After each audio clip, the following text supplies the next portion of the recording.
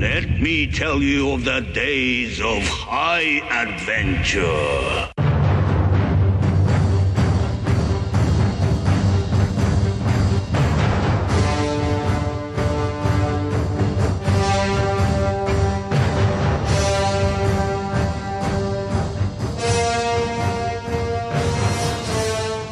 Hello, I'm Kevin. And I'm Eric. And this is 6 Degrees of Schwarzenegger, the podcast where we take a long, hard look back at some of our favorite action movies from the era of Arnold. Schwarzenegger is the icon of the genre, and we're taking a deep dive into some of these 80s and 90s cult action movies and breaking them all the way down.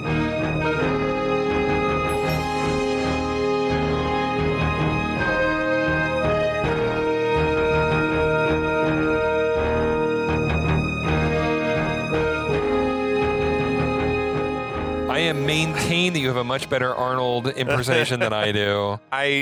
Practice makes perfect. I've been doing it way too long, but welcome back, everyone, to 6 Degrees of Schwarzenegger. I'm Kevin. That's Eric. We're going to be just treated to see just how drunk Eric's going to get tonight. We're going to see. I'm halfway through a second bottle of wine. I know. I would die if I tried to do that. So I'm sticking with whiskeys. I've switched to Jack Daniel's Single Barrel Rye. I'm still on the same bottle that we had last week. Look, you're not going to get a third bottle tonight. No, that is not friends. happening. I'm not going to ask for a third bottle. So pace yourselves, listeners and Eric. Welcome to everyone who's listening on the Last of the Action Heroes podcast network. Thanks for joining us. Also, if you're listening to us there, check us out on our own feed, the 6 Degrees of Schwarzenegger feed. Check us out on social media because Eric's making things happen over there. I do. I have fun times with it now. And we'll talk more about Red Dawn, this fucking bizarro 80s alternative reality movie, I guess. John Milius directed it and sort of did a final pass on the script. He's admitted that he's this sort of war fetishist almost, right? Mm-hmm. Like he tried to volunteer for the Vietnam War, but he was rejected because he had asthma. Oh, that's right. Yeah, I did read that. Yeah. He said in interviews that he feels like, because he missed out on his war, he feels like he's been obsessed with war ever since. And this came up, I think, on the Conan the Barbarian podcasts, but that movie was written by Oliver Stone. And Oliver Stone is like the flip side, I feel like, to that coin where they were both these sort of privileged dudes. Basically, if you don't know Oliver Stone, the movie Platoon is sort of autobiographical to his story. He was an Ivy Leaguer, I think, who dropped out of Ivy League and enlisted in the Marines because he felt like it wasn't fair that rich kids were getting to duck the war and poor kids weren't or whatever. But he went and saw combat in Vietnam and he emerged very left wing and very anti-war and everything like this. And then meanwhile, Milius, who was on the same path but got turned down for military service, he comes away very right wing and war is glorious and all this. And I think it's fascinating that the dude who actually saw war is no, war is fucked. I don't want to. And the dude who didn't see war is war is awesome. War is where men find glory. Yeah, and I don't want to go too deep into this, but I don't think that that's wrong, though, right? I mean, there is, and this movie glorifies it. It glorifies war. There's no question about that, right? And I think that if you actually see it firsthand, how could you not be disgusted by it? Of course. And want to avoid it at all costs, right? So it doesn't surprise me that that's the way it turned out. I think it's fascinating, though, that I just think it's fascinating just psychologically in every other way. Yeah. If you actually went through war, you wouldn't be sitting around at home thinking rah, rah, go America, we're the best. We'll fuck some communists up, type Milius thinking. Yeah, absolutely. Waving my gun around just to make a point or whatever. Which, as we know at this point, he did carry with him every day on set, which is just crazy. But we're here to take on part 4 of our podcast on Red Dawn. Do you want to try to tell like what's happened? What's happening in general in the movie? So the movie opens really quickly with bad guys parachuting down into Colorado. They murder a bunch of people. A couple of high school kids manage to make it into the mountains. They survive on some supplies and ammunition, but they ultimately need to go back in town to see what's going on. Capri Suns and Campbell soup. And some soda. Lots of soda. Lots of soda. Lots of soda and drinking deer's blood. Yeah. They ultimately need to go back into town where they learn a lot about what's going on. A lot of chaos happens. Dads die, mass graves, chaos ensues. But the Wolverines emerge from the chaos and they take the fight back to the Russians. At some point, an American fighter pilot is shot down.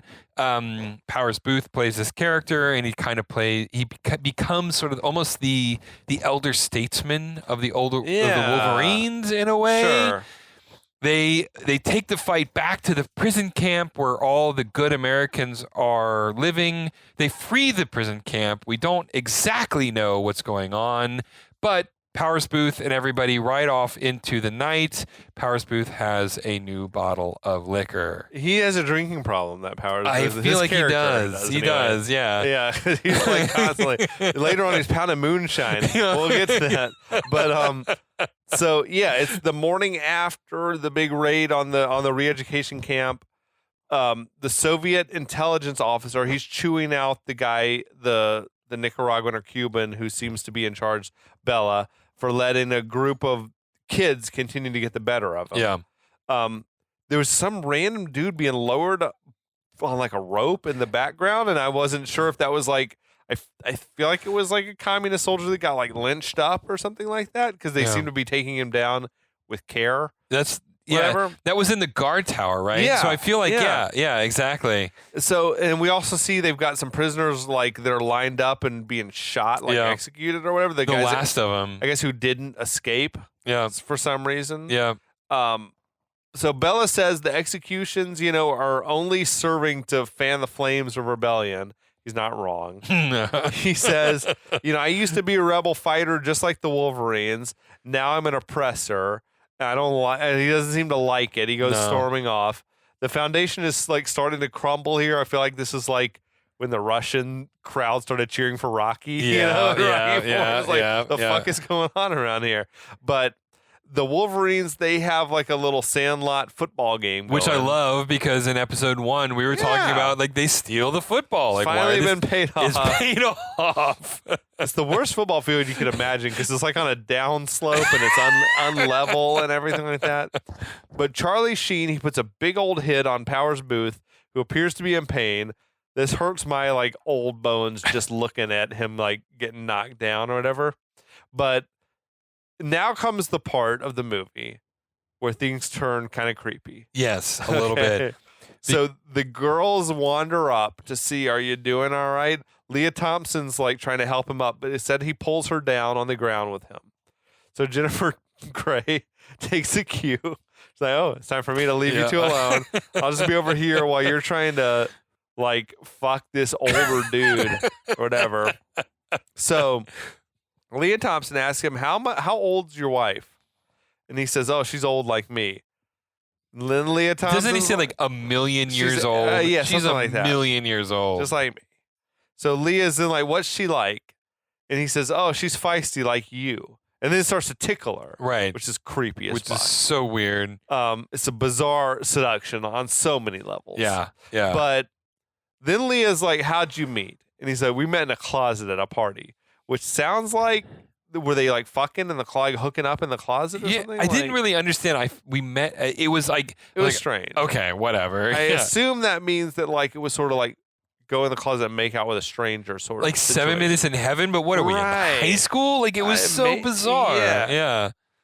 So then he's like, oh, I couldn't stand her at first, but now I love her so much it hurts. So then Leah Thompson's like, okay, do you still love her like that? Mm-hmm. And he wants to know, why do you want to know so much about her? And I honestly, it's like, I like how she's like, I like how much he loves his wife. That makes me really hot. Yeah. Like, Yeah. It's weird. But Charlie Sheen wanders over. He's like, you guys playing football or what? And Leah stops and screams like, no, no. Can't you see I'm trying to fuck this guy? It was so weird. That whole situation, especially given earlier in the movie when he's looking at the rocks where the victims have been etched into the rocks, and she's got the bouquet of flowers, and she giggles and titters and runs off. It's like, okay, so is there like a romance going on here? Like, what is going to happen? Absolutely, I think, right? But it's weird and creepy. Yeah. So later on, the entire gang's hanging around at the Masons' cabin. They do. They go back. They go down back, from right? the mountains. That's the girl's grandparents from earlier. So it's nice to see they put up all the Christmas decorations. That was weird.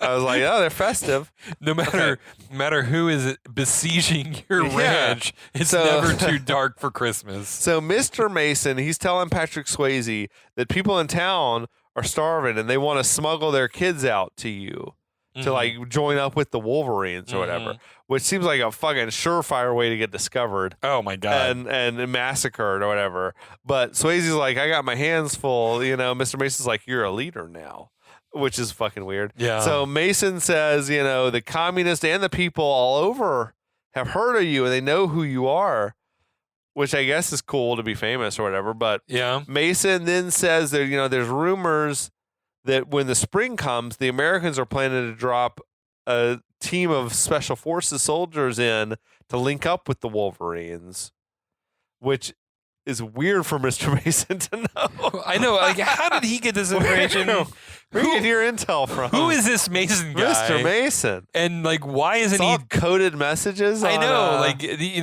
Joe's mustache is large or whatever it was. I mean, but this all gets Powers Booth so pumped up that he's got that jar of moonshine. And he's like, oh, fuck yeah. Let's all get shithoused. So now Swayze says, spring's a long way off still. And this is all just talk. Which fair point. He's not wrong. Yeah, dead ass right. Like making it through the winter unscathed seems like a long shot. Yeah. So now a title card tells us that it's January. Barren, snowy landscapes, like some fucking Bob Ross painting type of shit. Yeah. The Wolverines are all clad in their white winter camo, which we're just gonna assume they got it. They must have stolen it off of people they killed. Right. There's no point in worrying about it. Yeah. So they're watching as this fighter jet strikes tanks or whatever, and one of the dudes is screaming like, "It's ours! It's ours!" And someone's like, "How can you tell?" And I think the fact that it's like striking a communist tank is probably an indication. But Powers Booth confirms that it's an American jet. More jets are coming in. They're dropping bombs on unseen enemies in the distance. It's like some napalm shit. And it's just on a ridge, and it's the same explosion. The sense that I got when I was watching it was like they had enough money to do a explosion. Like, that's it. Okay. We can only film this one time. So it's like wide shot, close up, and then we flip the film over. Yeah, exactly. And so we see the same explosion 4 times over and over again, but it's supposed to be an array of explosions right on the boundary line between the contested land and free America on the other side of all of these explosions occurring. And all I could think about was that famous John Milius line, "I love the smell of napalm in the morning." Yeah, exactly. Yeah. But it would have been great to see troops moving around down there or something like that, because we're not seeing really anything. No. But I think the way it is also kind of accurate. I've heard stories from World War II veterans where they're like, I never saw a German soldier. We were fighting against them and shells were dropping all over, but I never saw a German. But movies are a visual medium, right? Right. You need to show us. Yeah. And so otherwise, what are we here for? And so we're watching this. Oh, they're fighting down there. They're fighting down there. We can't really see what's going on. There's a few explosions, but there's no real drama. I mean, the dogfight earlier, you didn't see anything. Right. No, exactly. It's just I hear noises that would indicate that something's happening. I don't know. Yeah.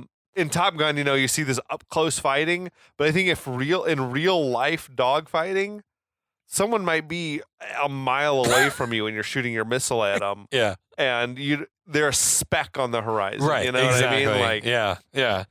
And so, like, from a realism standpoint, this battle is actually probably pretty accurate, but from a movie drama standpoint, it's actually kind of boring to watch. I'm not going to lie. No, you're right. You're right. So now it appears, I take it this is like the Western Front where it's gotta be. The communists and the Russians are fighting like high up in the Rocky Mountains or whatever. Yeah, it's gotta be. And it seems like Powers Booth is planning to try to sneak out. And he's sort of saying like, yeah, I'm going to sneak out, whatever, rejoin the troops, I guess, on the other side of the line. You're just Swayze and I guess the others, right? You should come with me and you can stop fighting. Yeah.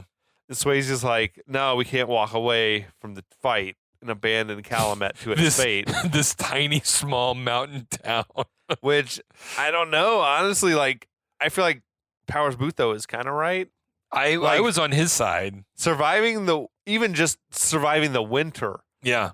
Living in the mountains is like a long shot, I feel like. Well, just from a purely pragmatic standpoint, get out, meet up with Free America, feed them all the intelligence, feed them all the intel, and then re-up. Do another tour if you want to come back in, right? For sure. That's what I felt like. Yeah, too. exactly.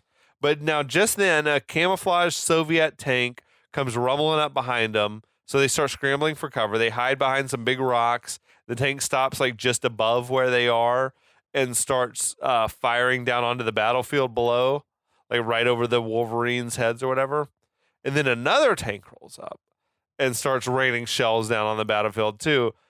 And it seems like neither of them, I guess, have seen the Wolverines necessarily. This whole scene was phenomenally confusing to me. Okay. It wasn't clear to me if those tanks were looking for the Wolverines or if they were trying to take out the one American tank on the opposite ridge. But at one point, one of the characters, I don't remember who it was, says, they're looking for us. Yeah, and then Powers Booth is like, you're right. You're right, exactly. Shit, something like that. Yeah. Now, I guess American tank that's down on the battlefield starts shooting back. Mm-hmm. The Wolverines are in a bad spot. You're like caught in the crossfire of a fucking tank battle. So one of the Wolverines, probably Danny, like, he started losing his shit. Yeah. Oh my God, I can't do it anymore or whatever. Yep. And Powers Booth tells him, like, you take the others and run out of here. And then he jumps up onto the tank and starts, like, with his handgun, shooting down into the little, like, the windows or whatever of the tank. Like, bang, bang, bang. Hero move for Powers Booth. And honestly, at first I was like, I don't really think you need to be doing this for the Wolverines to scamper away. Then I realized he's doing this to try to help the other American soldiers down on the other tank or whatever. Yeah. But so Arturo, he jumps up, follows Powers Booth, who's like, dude, take cover. But Arturo gets gunned down by the machine gunner or whatever on the other tank. Almost immediately. And now for the first time in the whole movie, someone calls Arturo Aardvark. I think it's Leah Thompson was like, Aardvark! Aardvark! Yeah, which is like, it's too late. I remember pausing at that point going, okay, did anybody at any point I don't think so. in this movie call him Aardvark? I don't think so. Okay. So I'm not crazy because all of a sudden he's dead and they're now calling him Aardvark. Right, he doesn't get called Aardvark until he's dead already. Right, exactly. So now the Wolverines, they shoot that other tank with an RPG. But I love one of them screaming, "Eat me! Eat me!" Eat me! Rad 80s dialogue. So someone inside the remaining tank then tosses like a frag grenade out, and it blows up and it wounds Powers Booth mortally. So Leah Thompson, she wants to go to his aid, but she gets held back. Powers Booth, he's like with his dying breaths, he pulls the pin on like a smoke grenade and plants it on that tank to help make it like more visible, I guess, to the other tank far off or whatever. Right, I guess that makes sense. Yeah. So Swayze is like, oh, fuck, we got to get out of here, go find cover. They all run for it. The American tank zeroes in on the Soviet tank and blows it the fuck up. So Aardvark apparently, Yeah, and Powers Booth's character, they're done. annihilated, I suppose. They're done. Later on, the Wolverines are mourning the loss of Arturo and Powers Booth. Leah Thompson's crying and saying she's never going to love anybody again. Which is like, okay, Weird. so I want to pause here Okay. for a second. There is context for this, right? Because in the movie that we have seen, that we have been talking about to this point, there has been the vaguest of mention of creepy romance between Leah Thompson's character and Powers Booth's character, but it never goes anywhere. Yeah. There's apparently an entire storyline that was filmed Oh, yeah. that they cut from the final movie. Because when Like they scene where they're hooking up or yeah, whatever. yeah, there was a scene where they were hooking up, and it tested so badly with test audiences that they cut it from the movie. Yeah. I mean, I don't know how we debated, right, how old the girl characters are Yeah. supposed to be.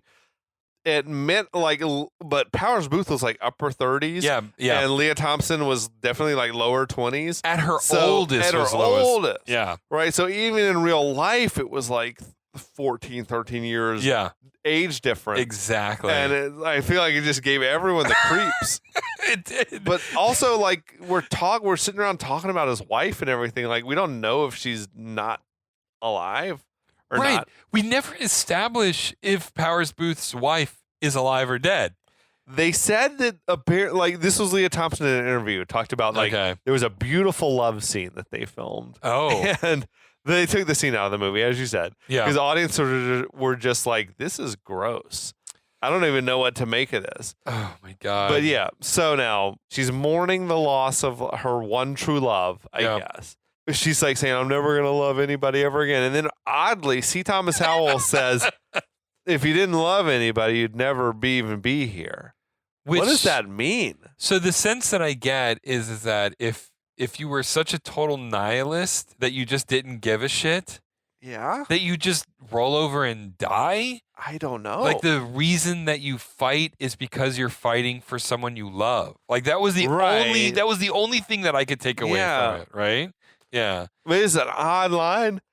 But the thing that it felt like to me was that it was Milius or Reynolds or whoever wrote that line, probably Milius, who was like, okay, this is my Oscar line, right? Like this is that. this is the line that's going to get me the nomination. If you didn't love anybody, you'd never even be here. This is odd.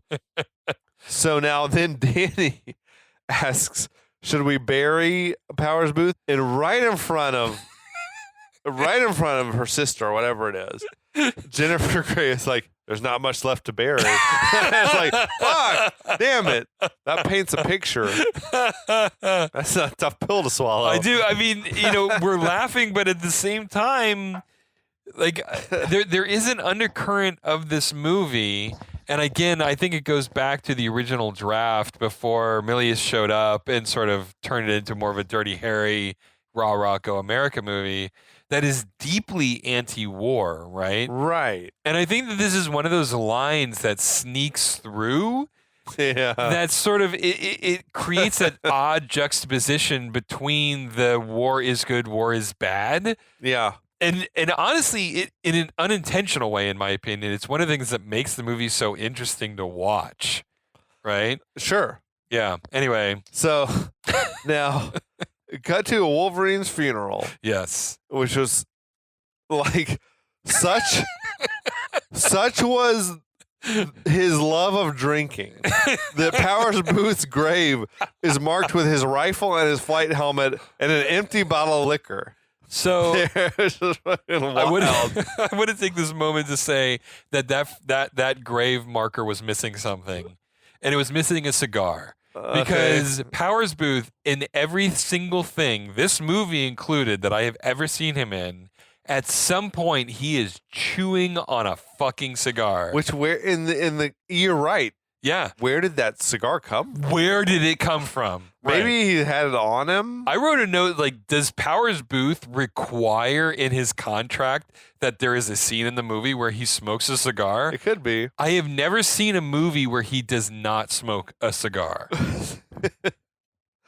So Danny is delivering this strange sort of prayer. I don't know what at that the was thing, supposed to be. where he's like asking God to take them away someplace where they can be little kids again and forget that this ever happened. Yeah, I don't know. It would have made more sense if they laid in earlier, like that. Oh, if Danny was like the preacher's son, you Yeah. know, or something like Yeah. that. Yeah. Because it does seem like an odd blessing to be giving, and odd that Danny's all of a sudden like the voice of God or whatever, the voice of like holiness. The only thing I can think of is that this is a moment of rare self realization of the innocence that he's lost. Yeah. Right? So like he wants to go back to being Make them, just dear Lord Jesus, make them little again. Right, So exactly. they can forget that this ever happened. right. That's the only thing I can think of. Sure. I don't know if that's a standard blessing. I've never heard anything like that before. I mean, But- I was raised Catholic, and Catholics love rituals, and that wasn't a ritual that I was aware of. Yeah, same. So, Same. anyway, So later on, Charlie Sheen approaches Patrick Swayze, who's off on his own, like standing watch, it seemed like. And he says, everything's quiet. You know, you probably could use some sleep. Swayze's like, I'm fine. They stare off at the mountains as Charlie Sheen gets sort of philosophical with it. He's like, you know, it's strange. The mountains don't care whether we're laughing or crying. The mountains don't pay any attention to us at all. The wind just keeps on blowing. Or whatever, which is kind of good writing. I felt like it was it was a good moment and good Yeah. work from Sheen, like Yeah. a glimpse into what he was going to bring to the table later on in Platoon. Yeah, Swayze's like, you know, we were bound to lose some people sooner or later, and Sheen is like, boy, you seem pretty short on emotion. And then Swayze's like, I can't afford it, yeah. and Sheen's like, you know, well, morale is kind of low with the people. I mean, everyone except for C. Thomas Howell is talking about sort of quitting, which I feel like at this point in time, the thing to do would be like, let's like try to get across lines and regroup with the Americans and Yeah. be safe again. You Yeah. know, Yeah. like at least the people who want to leave, you can supply them and let them leave. I mean, there's a reason why you do a tour of duty, right? They rotate soldiers Yeah. out because you reach a breaking point, right? Yeah. So at any rate, Patrick Swayze is like, well, what do you think? You know, and he's like, I'm your brother. Just make it count. Which I don't even know what that means, except I think it's like, don't let us die for nothing. Right. I think that's what that Like, line I'm was ready to supposed mean. die, like Right, but- obviously, but like make sure it counts for something. yeah. So then we get a title card saying now it's February. The thing that I do love about this is that every time they do the title cards, it's always these amazing vistas of the mountains of Colorado, right? I mean, there are some really great just views in Oh, this dude, movie. I'm right? a big mountain guy, and like Yeah. this like speaks to my soul, like seeing the scenery and Yeah. everything like that. Yeah. So that's a big part of enjoying this movie for me, is like even the barren winters, you know, and everything like that. I'm like, it's just so beautiful to me. I know we talked about this in episode 1, but just the cinematography. I mean, I'm going to be honest, it's not the greatest shot movie ever. It's functional, but it's not beautiful. I don't know if I mentioned this. I ordered the DVD Yeah. of the movie to prep for this. Yeah. And it was the shittiest transfer I've ever seen in my life. It must have been like a very, very old DVD, because it was one of the two-sideds with like the 4x3 on one side. Oh my god. And the flip side, it was 16:9, but it was not enhanced for widescreen TVs. So I'm looking at now a screen with black bars on the sides and on the top and bottom. Top. Yeah. And it was like there were fucking cigarette burns like on it. It was like the worst transfer I've ever seen on any sort of disc. But I do feel like it was like the full experience of Yeah. like a movie theater like viewing of the film. It is interesting, and we're getting really deep in the weeds here, but we're both old enough that we went to see movies back when they were on film, and they Sure. had multiple projectors, and cigarette burns were a real thing. Yeah. Yeah, I don't know and how that makes it into a print that is then sold. How does right? I know it's such a weird thing, and I think that they actually take the films and they run them through just like a computer Yeah. that digitize them, and the cigarette burns come through. But anyway, we got way off track. But it's February. Yes. We get a couple of vistas here. We got the Soviets. They're holding some sort of a parade in Calumet. The weakest military parade I've ever seen in my life. So I think the guy leading that parade was like the new commander who's arrived with a new unit of soldiers. Yes, or exactly. Like he's wearing all his ribbons on the outside of his camouflage snow camo or whatever, which I thought was weird. But the townspeople are like sort of there unenthusiastically like waving Soviet flags. Okay. So this is a weird thing. He's not in the credits, and someone please. This actor? There's a scene during the military parade that cuts to a random Soviet troop. I swear to God, it was Bruno Kirby. I watched it like 4 times. Shit. I got on IMDb. I was like, he's not credited. No way. Unless he's like tight with Milius or something, and they're like, "Do you want to just like hanging around set one day? Do you want to be on film?" But it was so odd because it was cut to a random Soviet soldier. Okay. He's not doing anything. He has no lines of dialogue. We don't ever go back to him. But it is such a random cut. But I swear to God, it's Bruno Kirby. I swear to God. At our next opportunity, we're gonna rewatch and see if it is Bruno Kirby. Bruno, no, he passed away a while ago. He did, I unfortunately. think, But a phenomenal Otherwise, actor. he could let us know personally. Yeah, a close friend with Billy Crystal. I mean, in so many of his movies and a ton of other things. So. Anyway. Yeah, we got the townspeople. They're looking on, sort of unenthusiastic about all this shit. Yeah. Milius had said, I think, that he thought of this movie as like similar to a zombie movie. Like the Soviets came and they turned all the townspeople into zombies. Oh, that's interesting. Which I'm like, okay, maybe. I can get by. That's fun. I like that. Yeah. So after moving all of his ribbons from the outside of his camouflage to his normal uniform. Yeah. We got the new Russian commander. Yeah. He's appearing in front of a gathering of soldiers and he's briefing them on like how they're going to fight the Wolverines.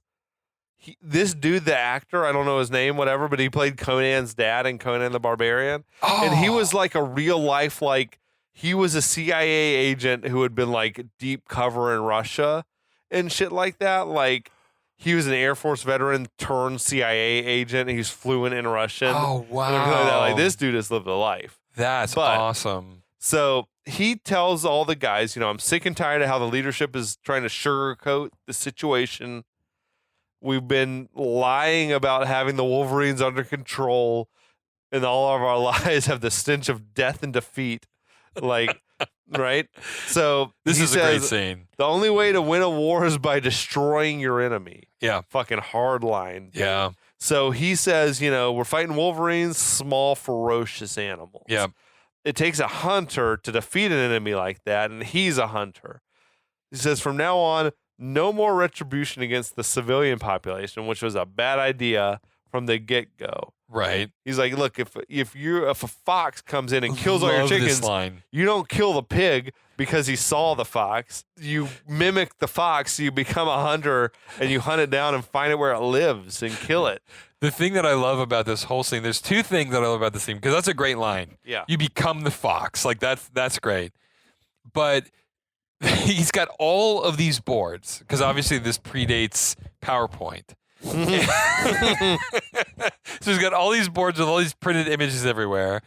Some of them make sense, like some of the military tactics that are going on. Okay. The high school photos of the kids. Yeah. Sort of the topography of Calumet, Colorado. But there's this entire board devoted to the biology of Wolverines. Yes.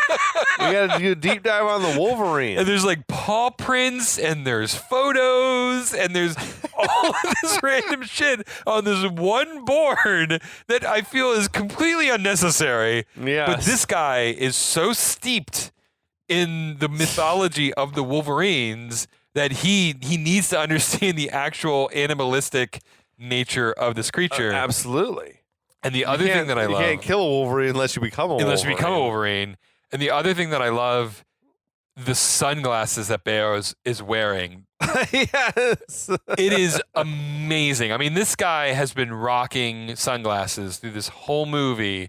And the sunglasses, I swear to God, he was at like Studio 54 the night before doing lines off of some fucking coked up hooker right? Like he was like 6 fucking whiskeys deep. And he's like, oh shit, I gotta go to this meeting with briefing. this dude. Yeah. I wear my sunglasses indoors. And he shows up full military regalia with the most baller sunglasses I have ever seen. Amazing. So then whatever the new guy is, whatever his name is, he gives a good speech.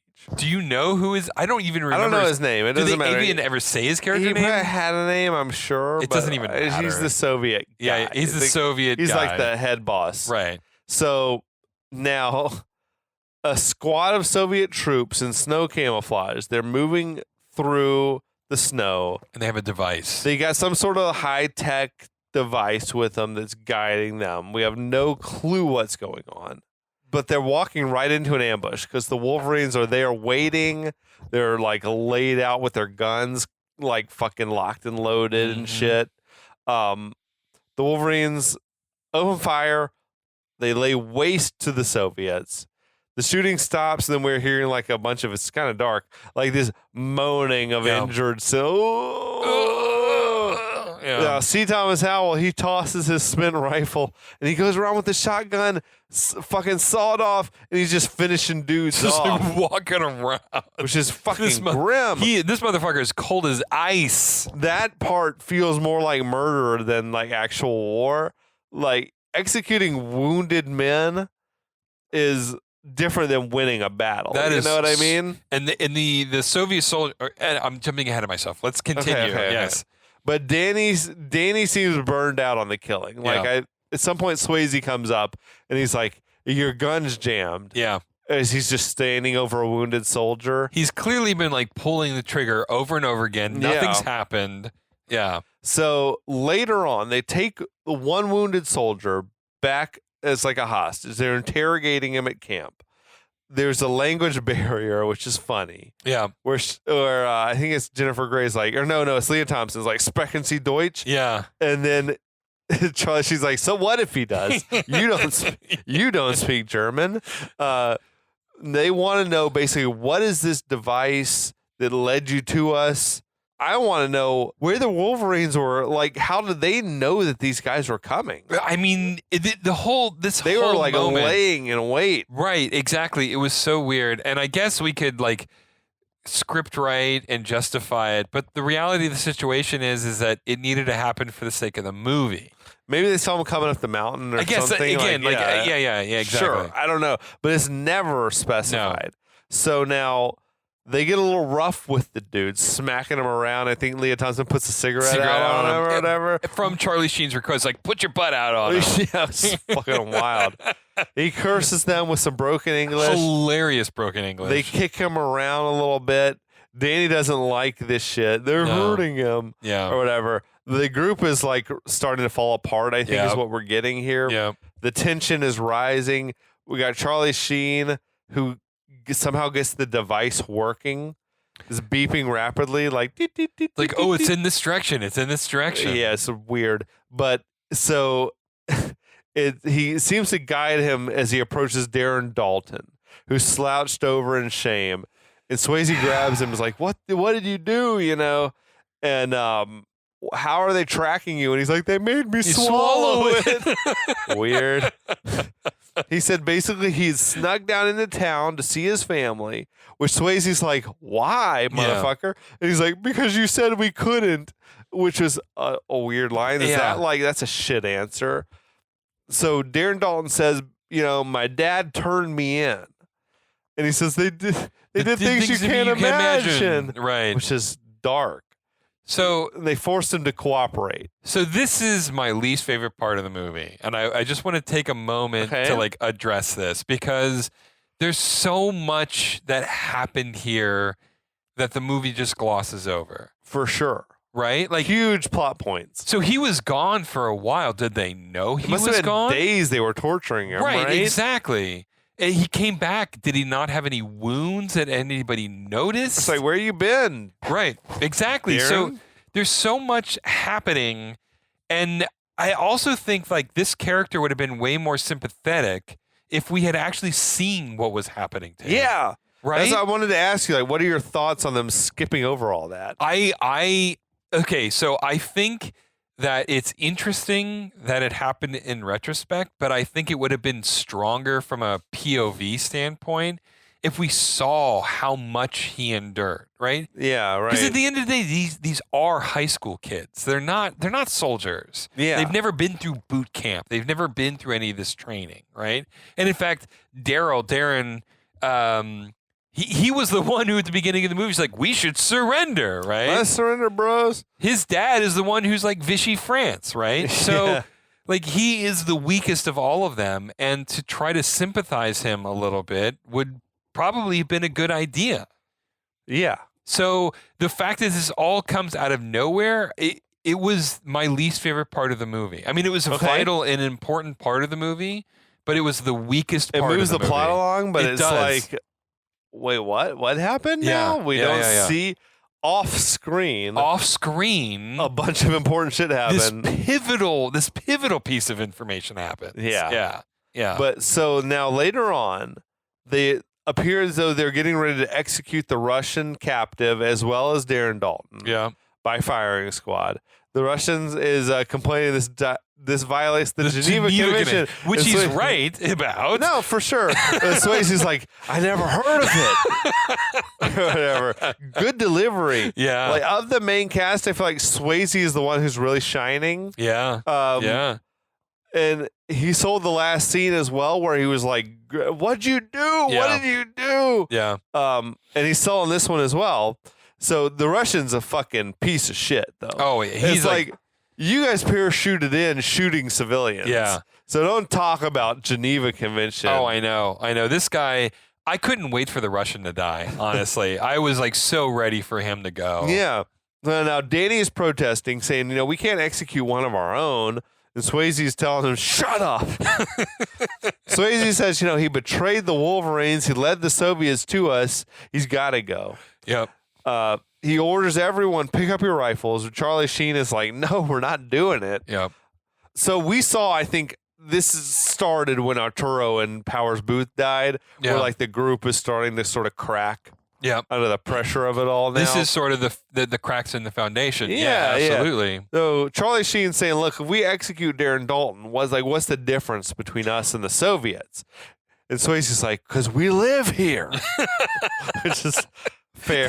I mean, yeah, it's true. All right. Yeah. True enough. Granted. So Swayze draws his pistol. He walks over and just shoots the Russian. Yeah, he does without hesitation. Yeah. Really, honestly. Wild. Darren Dalton, he's begging for mercy. Swayze doesn't seem like he can bring himself to shoot that dude. Then C. Thomas Howell steps in and blows him away. Yeah. Without hesitation. And it wasn't even like a merciful killing. No. Because he shot him and the dude's still alive Yeah. and he's like stumbles over and grabs C. Thomas Howell and hugs him. Yeah. Collapses, like leaving C. Thomas Howell literally with the blood all over him. Yep. So It was dark. It was a dark moment. yeah, dude. So they mount up on their horses and ride off. I don't necessarily feel like the others would forgive C. Thomas Howell for doing this thing, but that's never really mentioned. So now later on, Patrick Swayze, he's looking at pictures of two little leaguers on a thing and crying, which is weird. But also, who is it even supposed to be in the picture? I He's looking assume. at- was it Darren Dalton? I guess so. Was it Charlie Sheen? I don't know. It was. who It would was be. unclear. I mean, I think the larger commentary is It's the loss of innocence. Is the loss of innocence, right? Sure.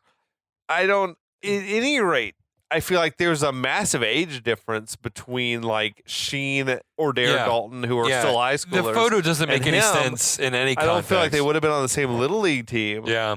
But they, like, if it was Darren Dalton, who I feel like it should be, Right. That's what I thought. they weren't friendly with each other. No, they weren't. Like earlier, he's like, "You jock," yeah. or whatever, quarterback, Mr. Quarterback. Like, not friendly to the point that he's been carrying a picture of them as children in his wallet for years. The only thing that I can think of is that they were the best of friends when they were kids, Right. and they went in different directions. But they seem like they had beef right. at the beginning. But like now we see he's got a picture of them as kids in his wallet. It's a weird thing that they didn't need to do this scene, in my opinion. It was odd. It was the most like the scene before when they kill the Russian soldier and they kill Daryl's character. Yeah. It was the most profound scene of the whole movie. Okay. I mean, like, to me, that was the apotheosis of the concept of the loss of the way that war destroys innocence, right? Yes. On multiple levels. The way that Patrick Swayze can't kill his friend, the way that C. Thomas Howell's character is willing to kill his friend, the ruthlessness of the Russian soldiers, like just complete inability to accept responsibility. But that scene was actually impacted me. Like that affected me, right? Yeah. But then the cut to the scene where Patrick Swayze is clumsily trying Like to open this photo. Yeah. This is the part of the movie more than any other part that to me illustrates it's an example of the movie's got like weird pacing. Right, exactly. Yeah. Like sometimes it'll blow right over really important shit. Yeah. Like Darren Dalton winding up captive and snitching and like swallowing the homing device or whatever. 10-minute scene. Like easily could have been 10 minutes. And then we're like lingering on these quiet moments. Like I stopped the movie first of all, I'll say I don't have a problem with long movies. Yeah. But I feel like this one could have been a lot shorter. Right. And it would have probably been for the betterment of the movie or whatever. But like, I also don't have a problem with movies lingering on quiet moments. If it matters. But when you're doing that, but you're also blowing past important shit, then it's like, wait, what's happening here? Right. I agree. I timed the shit from the time they killed Darren Dalton to the next time anyone like says anything. It's like 2 full minutes of screen time, and like we said, 20 seconds of which is like him fumbling to get the wallet, like the photo out of the wallet, and unfold it, and he's looking at it. And I feel like in a better paced movie, you just cut to he's got the picture out already. He's got the picture out already, or just cut that out, right? Because we haven't really built a relationship. We don't even know who this is. Exactly. We haven't seen this photo before. We have no context for it. The scene before was strong enough as is. They should have just cut to black and moved on to the next story moment. And again, it is the weakest part of the movie, and it should be the most impactful part of the movie. Yeah, it's like the biggest, the poignant moment that moves us on into Act 3 or whatever. Exactly. And it was such a shame because that scene was so powerful, and then we cut to Patrick Swayze fumbling to open a photograph of a guy we don't have any context. We don't know who it is. We don't know who this is. It might not be Darren Dalton. I don't know. Right, exactly. So it doesn't make sense that if they're 4 years different in age, they were on the Little League team together. Exactly. So it was just it was like this moment I was like the pathos of what was going on, and it was completely undermined because the next scene completely took me out of it. Yeah. Anyway, no, I'm with you. Anyway, I feel like that's a good stopping point. Yeah, no, I'm tired of talking about it.